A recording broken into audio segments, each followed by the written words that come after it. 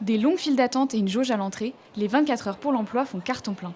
En reconversion professionnelle, à la recherche d'un emploi stable ou d'un job étudiant, de nombreuses personnes tentent leur chance. Les CV s'accumulent notamment sur les stands des grandes surfaces.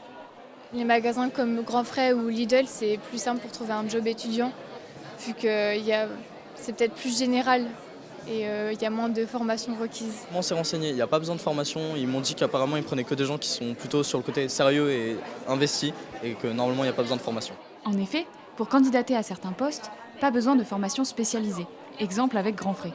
On va rechercher des vendeurs, des seconds responsables de rayon. Pour les vendeurs, il n'y a pas besoin de qualification particulière. On veut vraiment des personnes qui soient motivées, qui aient envie de travailler. Et comme je vous disais, on va regarder plutôt le savoir-être que le savoir-faire. L'expérience n'est pas forcément primordiale pour tous les employeurs.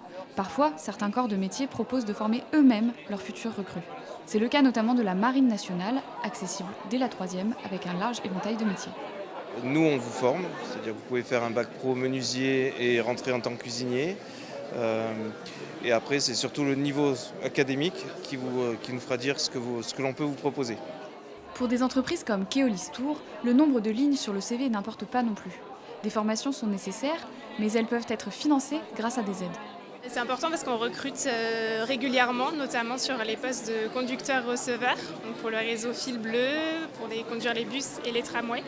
On recrute des personnes qui n'ont pas d'expérience dans le métier, des profils de reconversion.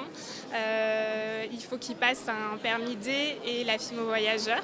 Les 24 heures pour l'emploi et la formation poseront ensuite leurs valises dans différentes villes du nord-ouest de la France. Rendez-vous par exemple à Nantes, Poitiers ou Angers tout au long du mois de septembre.